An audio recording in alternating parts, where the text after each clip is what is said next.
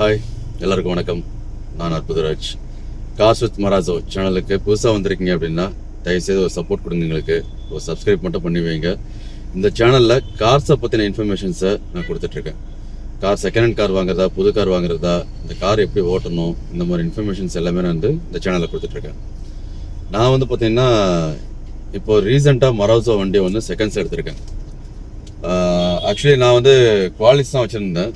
ஒரு 10 to 15 years நான் Qualis use பண்ணிருந்தோம். ரொம்ப நல்ல வண்டி. என் ஃபேமிலி மொத்தம் ஒரு 6 பேர் 7 பேர் இருப்போம் நாங்கள். ஸோ எங்களுக்கு ரொம்ப கம்ஃபர்டபுளான வண்டி அப்படின்னு பார்த்தீங்கன்னா மராசோ தான்.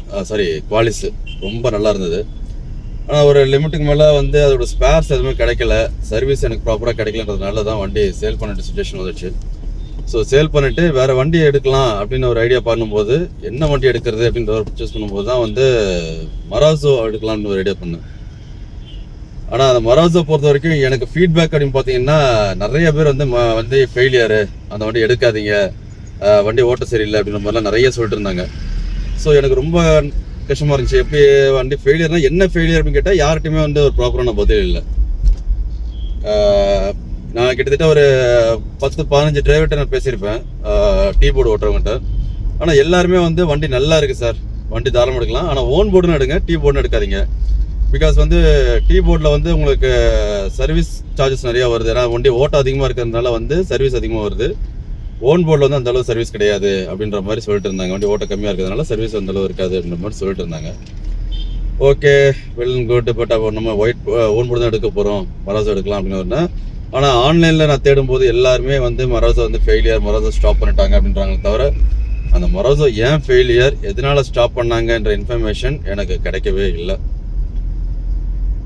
இனோவா எடுக்கலாமா அப்படின்னு ஒரு ஐடியா இருந்துச்சு. இனோவா பொறுத்த வரைக்கும் பட்ஜெட் வைஸ் ரொம்ப ஜாஸ்தி, நம்மளுடைய பட்ஜெட்டில் உள்ளே வரல. ஸோ பட்ஜெட் வைஸ் வாங்கும்போது நம்மளுக்கு இனோவா வேண்டாம். இப்போ அடுத்த லெவல் பார்க்கும்போது எர்டிகா இருந்துச்சு. எர்டிகா உண்மையிலே சூப்பர் வண்டி, சும்மா சொல்லக்கூடாது, அந்த வண்டி நல்ல வண்டி தான். ஆனால் எனக்கு ஃபேமிலியோட ஒரு 7 பேர் நாங்கள் போகிறோம் அப்படின்னா கம்ஃபர்டபுள் பார்க்கும்போது கம்மி தான். அந்த தேர்ட் ரோலாம் பார்த்தீங்கன்னா பியூர்லி சைல்டு சீட், பெரியவங்களால அந்த நல்லா கம்ஃபர்டபுளாக உட்கார முடியல. அப்படி இருக்கும்போது நம்ம ஃபேமிலியோட கூட்டமே நாங்கள் செக் பண்ணி பார்த்ததில் எர்டிகா எங்கள் ஃபேமிலிக்கு செட் ஆகலை, வேண்டாம் அப்படின்னு விட்டாச்சு. அப்போ மராசோ பார்க்கும்போது மராசோ எல்லாருக்குமே ரொம்ப கம்ஃபர்டபுளாக இருந்தது. சீட்டிங் கம்ஃபர்ட்டும் சரி, அண்ட் மைலேஜ் வைஸும் சரி.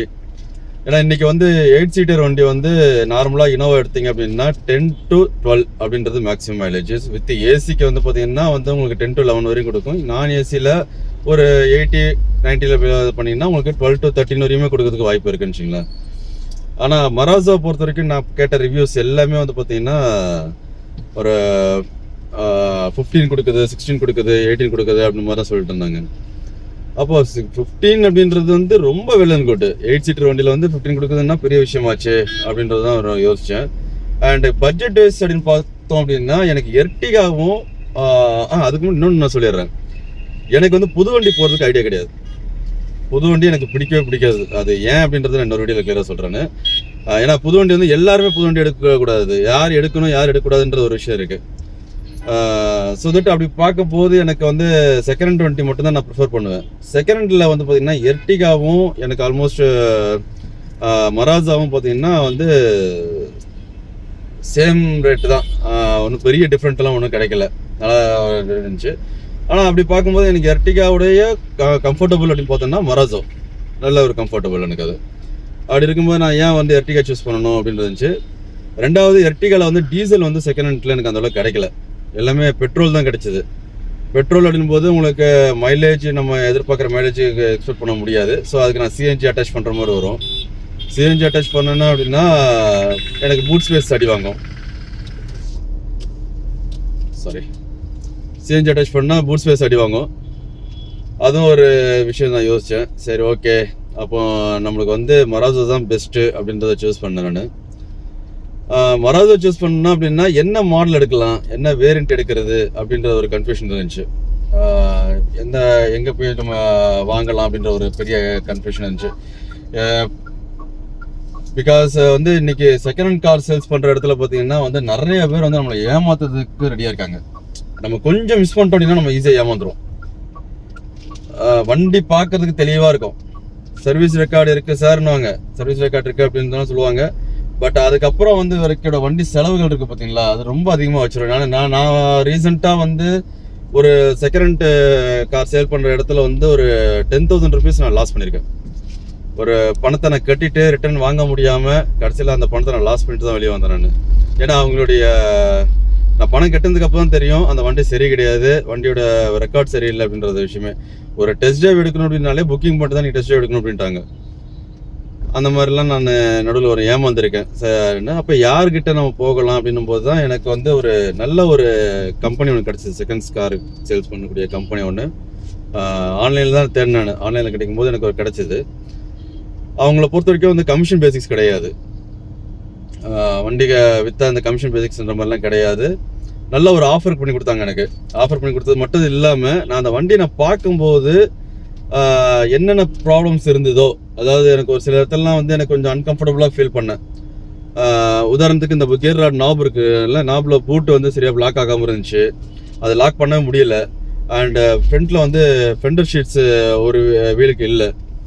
அது இது நார்மலாக வந்து நம்ம செகண்ட்ஸ் வண்டி எடுக்கணும் அப்படின்னாலே அது சின்ன சின்ன குறைகள் இருக்க தான் செய்யும். நம்மளுக்கு அந்த குறைகள் நம்ம வெளியே எடுத்து தான் நம்ம ரெடி பண்ணணும்னு வச்சுங்க. நம்ம அதில் மெயினாக பார்க்க வேண்டியது வந்து இன்ஜின் நல்லா இருக்கா, கியர் பாக்ஸ் நல்லா இருக்கான்றது தான் நம்ம செகண்ட்ஸ் வண்டியில் மெயினாக பார்க்கணும். அண்டு பாடி ரெஸ்ட் ஆகாமல் இருக்கா அப்படின்றது மெயினாக பார்க்கக்கூடிய ஒரு விஷயங்கள். இது எல்லாமே இந்த வண்டியில் எல்லாமே நல்லா இருந்தது எனக்கு. ஸோ சின்ன சின்ன வேலைகள் இருக்கும்போது அவங்க என்ன சொல்கிறாங்க, சார் நாங்களே பண்ணி கொடுத்துட்றோம் அப்படின்ட்டாங்க. எந்த ஒரு சார்ஜஸுமே அவங்க என்கிட்ட வாங்கலை, எந்த ஒரு சார்ஜஸுமே வாங்கலை. அவங்களுக்கு சார் நீங்கள் வண்டி எடுக்கும்போது உங்களுக்கு சாட்டிஸ்ஃபைடாக இருக்க மாதிரி நாங்கள் எடுங்க, இல்லையா நீங்கள் வந்து வேறு இடத்துல பார்க்குறதுனால பார்த்துங்க சார் அப்படின்ட்டாங்க. ஸோ நான் இப்போ என்னோட குறைகளை மட்டும் சொன்னேன், எனக்கு இந்த மாதிரி இருக்குது சார், இதை நான் வெளியே தான் ரெடி பண்ணணும் அப்படின் போது, இல்லை சார் நாங்கள் இதை நாங்களே உங்களுக்கு ரெடி பண்ணி கொடுத்துட்றோம், ஒன்றும் பிரச்சனை இல்லை அப்படின்னு சொல்லிட்டு அந்த வண்டியை வந்து நான் டெலிவரி எடுக்கிறதுக்கு முன்னாடி ஃபுல்லாகவே ரெடி பண்ணிட்டாங்க. எனக்கு அதை எடுக்கும்போது ரொம்ப சாட்டிஸ்ஃபைடாக இருந்துச்சு. ஸோ ஒரு வண்டி நம்ம பார்க்குறோம் அப்படின்னா அந்த இன்ஜின் கண்டிஷன்ஸ் எப்படி இருக்குன்றதை மெயினாக பார்த்துக்குங்க. செகண்ட் ஹேண்ட் வண்டியை எடுக்கிறோம் அப்படின்னா மெயினாக வந்து ஒரு மெக்கானிக் கூட்டு போங்க. இப்போ நான் சொன்னேன் இல்லைங்களா, செகண்ட்ஸ் வண்டி நான் எடுத்தேன்னு சொல்லிட்டு, அந்த இடத்துல பார்த்தீங்கன்னா அவர் பொறுத்த வரைக்கும் நீங்கள் கம்பெனி சர்வீஸை நீங்கள் அப்பாயின்மெண்ட் ஃபிக்ஸ் பண்ணுங்கள் சார், நான் கொண்டு வந்து வண்டி விட்டுறேன், நீங்கள் வண்டியை விட்டு நீங்கள் வண்டியை செக் பண்ணிங்க, ஃபுல் தரவை செக் பண்ணிவிட்டு அதுக்கப்புறம் நீங்கள் என்கிட்ட வண்டியை மூவ் பண்ண வாங்க அப்படின்ட்டாரு. ஸோ நான் கம்பெனி சர்வீஸ் பண்ணலை, என்னோட ஃப்ரெண்டு ஒருத்தர் மெக்கானிக்காக இருக்கார், அவரை கூட்டிகிட்டு போயிட்டு நான் ஃபுல்லாக செக் பண்ணேன். செக் பண்ணதில் வந்து அவங்க எல்லாம் சொல்லிட்டாங்க, சார் இன்ஜின் நல்லா கண்டிஷனில் இருக்குது, தாராளமாக நீங்கள் எடுக்கலாம் வண்டி அப்படின்ட்டாங்க. ஸோ வண்டி ரேட்டில் பார்த்தீங்கன்னா எனக்கு கிட்டத்தட்ட ரொம்ப நல்ல ஒரு ஆஃபரும் பண்ணி கொடுத்தாங்க. ஸோ இந்த மாதிரி எதுக்கு சொல்கிறேன்னா வந்து ஒரு வண்டி நம்ம செகண்ட்ஸ் எடுக்கிறோம் அப்படின்னா நிறைய விஷயத்த நம்ம பார்க்க வேண்டியிருக்கு. யார்கிட்ட எடுக்கிறோம், எப்படி எடுக்கிறோன்றது முக்கியமான ஒரு விஷயம். ரெண்டாவது வண்டி வந்து பட்ஜெட்டு, நிறைய பேர் நம்ம என்ன பண்ணிடுறோம் அப்படின்னா பட்ஜெட்டை மட்டும் பார்க்குறோம், வண்டியோட கண்டிஷன்ஸை பார்க்கறது இல்லை. நம்ம லோ பட்ஜெட்டாக கிடைக்குதுன்னு சொல்லிட்டு வண்டியை டக்குன்னு புக் பண்ணிடுறோம் செகண்ட் ஹேண்ட் வண்டியில். ஏன்னா புது வண்டி பிரச்சனை கிடையாது, புது வண்டி ஃபஸ்ட்டு 5 இயர்ஸ்க்கு வந்து உங்களுக்கு எந்த ஒரு சர்வீஸ் பிரச்சனையும் கிடையாது. ஆனால் செகண்ட் ஹேண்ட் வண்டி எப்படி கிடையாது. உதாரணத்துக்கு சொல்ல போனால் இந்த வண்டி நான் எடுத்து கரெக்டாக 1 month ஆகுது. மராசோ நான் எடுத்து 1 month ஆகுது. M6 வேரியண்ட் எடுத்திருக்கேன். M6 வேரியண்ட் எடுத்ததில் வந்து எனக்கு கிட்டத்தட்ட நான் எடுத்து இது வரைக்கும் ஒரு 30,000 செலவு பண்ணியிருப்பேன். 30,000 வந்து என்னோட மேண்டட்டரி செலவு தான். அது எதுவுமே அன்னெசரி செலவு கிடையாது.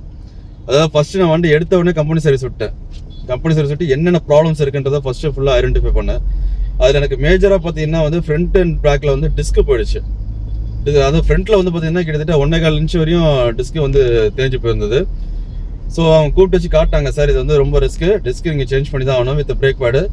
பேக்கில் பொறுத்த வரைக்கும் பிரச்சனை கிடையாது சார், அந்தளவு ரொம்ப தேயலை. ஆனால் வந்து உங்களுக்கு இன்னொரு 10,000 kilometers ஓடும், ஆனால் மாற்றுறதுனா மாற்றிடுங்க அப்படின்னாங்க. ஸோ அப்போ நான் என்ன யோசிச்சேன்னா, வேண்டாம், அப்போ நம்ம 10,000 kilometers ஓடணும் போதில் நம்ம ஏன் அது மாற்றிட்டு, ஏன்னா எனக்கு நம்ம டீ போர்டு கிடையாது இல்லையா, ரெகுலராக ஓடுறது கிடையாது, ரொம்ப ரேர் தான், சிட்டிக்குள்ளே தான் அதிகமாக ஓடும். அப்படி இருக்கும்போது இப்போதைக்கு அதை ஓடட்டும், ஃப்ரண்ட்டு மட்டும் நான் சேஞ்ச் பண்ணிக்கிறேன்னு சொல்லிட்டு front disc with brake pad ரெண்டுமே சேர்த்து மாற்றிட்டேன். ஸோ அது மேண்டட்ரியான ஒரு இது. ப்ளஸ் வந்து general service, oil, filter, diesel filter இது எல்லாமே சேஞ்ச் பண்ணேன். அதில் எனக்கு வந்து பார்த்திங்கன்னா அந்த ஃபாக் லேம்ப் ஸ்விட்ச்சு வந்து வேலை செய்யாமல் இருந்துச்சு. ஹெட்லைட் ஸ்விட்ச் எல்லாமே வேலை செய்யும், இந்த ஃபாக் லேம்ப் மட்டும் எனக்கு வேலை செய்யாது. ஸோ அந்த ஸ்விட்ச்சு பார்த்திங்கன்னா காம்பினேஷன் ஸ்விட்ச் சொல்லுவாங்க, அது செப்பரேட்டாக தான் சார் வாங்கணும் அப்படின்ட்டாங்க. ஸோ அப்போ ஆர்டர் போட்டு எனக்கு அதை நான் வர வச்சு அந்த ஸ்விட்சும் சேஞ்ச் பண்ணேன், காம்பினேஷன் ஸ்விட்ச்சு. அண்ட் ரிவர்ஸ் கியர் போட்டுனா சென்சார் ஒர்க் பண்ணக்கூடிய ஸ்விட்ச்சு கொஞ்சம் ப்ராப்ளம் இருந்தது. ஸோ அதையும் ரெடி பண்ணியாச்சு. ரெடி பண்ணிவிட்டு வண்டி எடுத்தேன். இப்போ ரீசெண்டாக பார்த்தீங்கன்னா வந்து ஸ்டேரிங் பாக்ஸ்க்குள்ளே வரக்கூடிய கிளாக் ஸ்விட்ச்னு சொல்லுவோம். அதாவது நம்மளுக்கு அந்த ஹாரன் கனெக்ட் பண்ண சுவிட்சு, ஏர்பேக் கனெக்ட் பண்ண சுவிட்சஸ் வரும், அந்த சுவிட்சு போயிடுச்சு. ஸோ இது எல்லாமே வந்து செகண்ட் ஹேண்ட் வண்டி எடுக்கும்போது சில்லற செலவுகள் வரதான் செய்யும். நம்ம எதுவுமே வண்டி எடுத்ததுலேருந்து நம்ம வந்து எந்த செலவும் இருக்கக்கூடாது அப்படின்னு நினைக்க முடியாது. நம்ம கண்டிப்பாக சில்லற செலவு வரதான் செய்யும். அந்த செலவுகள் கொஞ்சம் நான் பண்ணதுக்கப்புறம் எனக்கு வண்டி இன்னைக்கு ரொம்ப ஸ்மூத்தாக இருக்குது. நல்லா ஸ்மூத்தாக, நல்லா ஒரு கம்ஃபர்டபுளாக இருக்குது. ஈவன் தோ இப்போ ரீசெண்டாக நாங்கள் வந்து சென்னை டு தூத்துக்குடி திசைவெளி வரையும் போயிட்டு வந்தோம். ஃபேமிலியோட ஒரு ட்ரிப் போயிட்டு வந்தோம். என்னோடய மைலேஜ் அப்படின்னு பார்த்தீங்கன்னா பைபாஸுக்கு பார்த்தீங்கன்னா வந்து 16 வரையும் கொடுக்குது. பைபாஸுக்கு 16 வரையும் கொடுக்குது. சம்டைம்ஸ் 15 to 16 அந்த ரேஞ்சில் வந்துட்டு இருக்கு எனக்கு. ஏன்னா நான் வந்து வண்டியை பார்த்தீங்கன்னா 120லேருந்து 140 வரையும் மிதிச்சேன் டிரைவிங்கில், ஹைவேஸில். சிட்டிக்குள்ளன்னு பார்த்தீங்கன்னா எனக்கு வந்து 13 வரையும் கொடுக்குது. தாராளமாக 13 வரையும் கொடுக்குது. இது வந்து நான் tank to tank diesel fill பண்ணி தான் செக் பண்ணேன் நான். நம்மளுடைய ஆவரேஜ் மீட்டரில் காட்டக்கூடிய இது கிடையாது. டீசல் டேங்க் ஃபில் பண்ணி தான் நான் செக் பண்ணி கொடுத்துருக்கேன் அதில். ஸோ மைலேஜை பொறுத்த வரைக்கும் ரொம்ப நல்லா இருக்குது எனக்கு பொறுத்த வரைக்கும். 8 பேர் நாங்கள் உட்காந்து ஒரு மைலேஜ் 16ன்னும் போது எனக்கு டீசல் கன்சப்ஷன்ஸ் ஓகே, நல்ல ஒரு மைலேஜ் தான். அதே மாதிரி எனக்கு கம்ஃபர்ட் வைஸும் பார்த்தீங்கன்னா ரொம்ப நல்ல கம்ஃபர்ட். வீட்டில் இருக்க எல்லாருமே வந்து என் குழந்தைங்கலேருந்து எல்லாருமே அந்த உடம்பொலின்றது சுத்தமாக கிடையாது. இன்றைக்கி நம்ம ஒரு கார் வாங்குறது அப்படின்றது வந்து எதுக்காக எடுக்கிறோம்னா நம்ம மெயினாக அந்த கம்ஃபர்ட்டுக்கு தான் மெயின் எடுக்கிறது. ஒரு லாங் டிரைவ் போயிட்டு வந்தோம்னா வந்து எந்த ஒரு உடம்புலையும் இருக்கக்கூடாது. அந்த ஒரு ஃபீல் வந்து எனக்கு மராசோவில் நல்லா இருக்குது.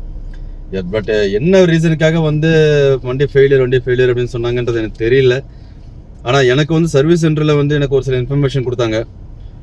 நான் வச்சிருக்க வண்டி பார்த்தீங்கன்னா வந்து BS4 நான் எடுத்துருக்க வண்டி. பட் காட் கிரேஸாக எனக்கு தெரில. எனக்கு உண்மையிலே ஒரு கடல் புண்ணியத்தில் எனக்கு BS4 கிடச்சிது. அவங்க என்ன சொன்னால் BS6 எடுத்துருந்தீங்கன்னா வந்து கண்டிப்பாக ரொம்ப கஷ்டப்பட்டுருப்பீங்க சார் நீங்கள், ரொம்ப இதாக இருக்கும். ஏன்னா BS6ல் வந்து நிறைய ப்ராப்ளம்ஸ் வந்துகிட்டே இருக்குது. ஈவன் தோ ரேடியேட்டருடைய வாட்டரும் வந்து ஆயிலுமே மிக்ஸ் ஆகுது, இன்ஜின் ஆயிலுமே. இந்த மாதிரி ப்ராப்ளம்ஸ் நான் நிறைய ஃபேஸ் பண்ணியிருக்கோம். ஆனால் BS4ல் வந்து அந்த மாதிரி பிரச்சனை கிடையாது. ஸோ உங்களுக்கு வந்து BS4ல் நீங்கள் தாராளமாக எடுத்து ஓட்டலாம் வண்டி அப்படின்னாங்க. சரி ஓகே, பட் காட் கிரேஸ் நம்மளுக்கு BS4 கிடச்சிருக்குன்னு தான் சொல்லுவேன் நான். ஏன்னா இப்போ ஆட்க்ளூ சிஸ்டம்லாம் வந்துருக்கு அப்படின்றாங்க. ஆட்க்ளூ சிஸ்டம்லேயும் கொஞ்சம் நிறைய ப்ராப்ளம்ஸ் இருக்குது அப்படின்றாங்க. அது எந்த அளவுக்கு உண்மை அப்படின்றது தெரில, வண்டி வச்சுருக்கோம் தான் தெரியணும். அப்படி எதாவது இருந்ததுன்னா கமெண்ட் செக்ஷனில் கமெண்ட் பண்ணுங்கள்.